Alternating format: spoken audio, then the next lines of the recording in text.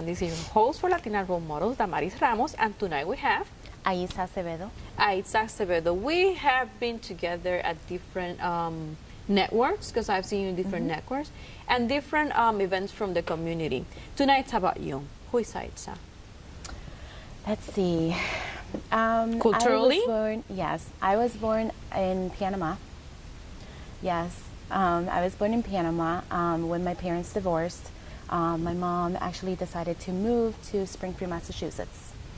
At that point, she was 7 months pregnant with my brother, and when she came to the United States, we were just basically started living with family, but she wasn't comfortable doing that because she was a CPA, and she wanted to do better. So when she actually came to the States, she actually worked at the fields, and she would work at the fields. We would get up by all her stories that she tells me. She would get up at 2 o'clock in the morning to catch the bus at 3:30 in the morning. In Massachusetts? Yes, she would work in the tobacco fields, and even though she was pregnant, she would do that. So she would drop me off at one of my aunt's house, and then she would go to work from 5 o'clock all the way to 3 o'clock, and then pick me up. And by the time she used the public transportation, we will be arriving at home about 8 o'clock at night. So once she had my brother, my mom was almost at the verge of dying when she had my brother. They actually isolated us from her for about almost 2 months, just because she had preeclampsia, and there was a couple of other issues that she had with the pregnancy. But after that, Do you remember that time? Or this is... I kind of remember, but not fully. Like, it's clear. A couple of years after that, about a year after my brother was born, she met my stepdad, and at that point, they had started a relationship, and a year after that, they actually got married. And then they had 2 other kids, were my brother and my sister. So basically what I remember from my mom, it was just constant making sure that she was better. She continued to work at the field, but she also continued to look for other places that she can actually grow and be somebody in society, meaning that to show us that we had to go ahead and actually make ourselves better people. So she was actually recruited by a bank, and she was able to use her CPA license there. And she worked for the bank in Springfield for a couple of years. What about you during that process? During that process, my mom, since she worked that, plus she worked 2 jobs, she always had 2 jobs, 2 or 3 jobs, 2 part-times and a full-time, just to make sure that we all had, because there was times that it was just us 3, but then when we became a bigger family, she wanted to go ahead and have her dream house. She wanted to make sure we were all taken care of. So when while she was working at the actual bank, she was also studying to be a teacher. She would go to school at night, and we would stay with one of my aunts, and she would babysit us. So I used to see my mom more or less like probably on Sundays, and it's because we used to go to church. Every Sunday we had to go to church. So she had very strong values about work and work ethic, and then very, very strong religion. Values. But I will ask again, what about you during that process? Because this is about you. Well, during that process, I can just remember, there's time in my life that I don't remember like everything clear. I can tell you from the age of 9 and up where I saw myself, which was constantly being taught, you need to make sure that you study hard. You need to make sure that your values are family time. Family time, even though my mom was not there for dinner with us, we used to sit at the table, make sure that we prayed, make sure that we cleaned up after ourselves. And it was just like, they used to call, I was like the junior mama bear with my 4 little, brothers and sisters. You were the oldest one? I was the oldest one.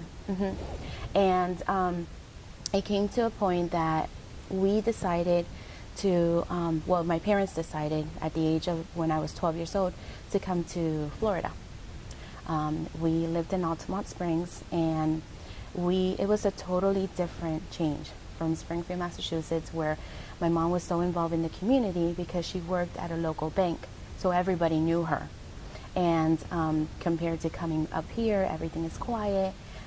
When we were up north, we were very involved when it came to La Casa de Puerto Rico in Springfield, Massachusetts, and I remember I remember the location and all of that.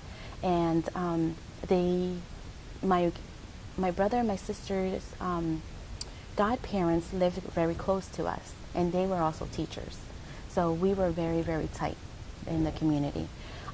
So when we moved down here, it was something very quiet, totally different dynamic. We started living in Altamont, and you didn't hear a lot of Spanish at that time. So when we started going to the school, I remember always trying to fit in. It was very hard because there was not a lot of Spanish speakers, and if you did hear somebody, they were afraid to actually talk, speak the language. So why? I think it was more because of the area that we were in. It was more to be considered not a Hispanic population at all.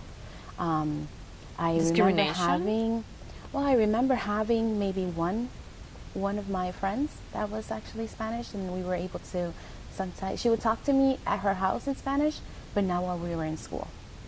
And she just said that she felt like out of place with her other friends. So it was kind of rough for me because one of the things that I do appreciate my parents and that they taught us both languages, and they always pushed us to go ahead and actually express our feelings in both languages. So when I was in high school, there was a time that I didn't find myself, I didn't fit in, because I was always in private school up north. So my parents decided to put us in a private school over in Apopka. When I started going there, I was always involved in volleyball. Then after that, I just kind of felt like it was too small of a school that they actually took us back into public school. And I decided to join the volleyball team and also the dance team. At that point, my parents sold the house over in Altamont and decided to move to Winter Park. Winter Park High School is where I graduated. At that, I felt at home because that high school was fully more Hispanic. Like literally, So it you was so finally Hispanic. I was just like, yes, finally. I am free to actually speak my language, and I'm actually free to say, it's just a warm feeling. It's different. So when I was there, I used to always be in the AP classes, be in the Spanish club, and we used to always have a group. To this day, I have a lot of my friends that we graduated together, and some have gone and come back to this area, and we've caught up with a lot of the information. My senior year, I decided to do a dual enrollment, which was over in Valencia and then also in Winter Park High School. So I had a dual enrollment and I had a part-time. At that point, there were certain Sounds a lot. things. Yes. At that point, actually, that was my junior year. At that point, my parents' relationship was not so well. So we knew it was almost going to be a divorce. So with the values that my mom taught us, I remember always being, I would do my studies, go to college, do my part-time. Then I decided to continue my study. I did get married at the age of 16. Very young. Okay. Mm-hmm. My husband and I are still married, and we have a child. And if I ask how long you've been married, then people are going to calculate your age. Exactly. Which we're probably about the same Mm-hmm, age. mm-hmm. So 25. 25, yes. But everything that I have shown till today is basically you need to continue to work. I'm sorry, do they divorce? Yes, my parents did divorce. My mom, since my parents divorced, has always been, my mom and me are very tight. She lives with me, she's everywhere with me. Even when I decided to leave corporate America and move to Panama for 3 years, and she followed me. So, and then when we came back, you know, so she's always followed me. She's always been my inspiration. She always says, you know, what's right from wrong. Make sure that you always look at the big picture. Think outside the box. Don't stay inside the box. And that's one thing that I can you know, share about who I am. I'm very involved in the Hispanic community, meaning anything when it comes, especially to the children. But tell me about your education. Let's see. I started my education being a medical assistant. I wanted to be an LPN. And then all of a sudden something happened that I wanted to study law. So I decided to go for my law degree. In the transition, I became a paralegal. And from there, there was something in me that said, yes, you have, but I don't think that's where you want to be. You want to be more in the medical field. So I decided to start working at an eye doctor's office. Eye doctor came into corporate America. Corporate America pursued me to me finishing my bachelor's, my master's, and now I'm finishing my PhD. With the help of the job? With the help in some area, yes. Oh, Yes. it's a blessing. Yes. So you're doing right now your doctoral degree in? It's cognitive skills. It's more of the philosophy behind it. And basically that's it. So. What do you mean that's it? That's a huge achievement. I'm also completing my doctoral degree, and you know, when you mentioned that, that's something that we click. Yeah. So how far are you right now in your degree? I'm hoping to be a graduate by 2019. Me too. 2019. So we'll have this conversation again yes. later. So what is Yes. it that you're doing right now in 1 minute? I am actually a neuro rehab therapist, and basically what we do, we go ahead and we help children that have difficulties in learning cognitive skills. Okay, and it all has to do with the eyes communicating with the brain. How people can communicate with you and ask you more questions about that?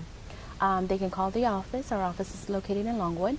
The phone number is 407-332-8255. 407-332-8255. For a woman out there that look at you and they see the professional behind the glasses, the beautiful glasses that everyone Thank you. loves, what is your recommendation for them? Never give up. You're always going to tumble. You need to pick yourself up and just keep on walking high. Just keep on looking at what your goals are. Write down your goals.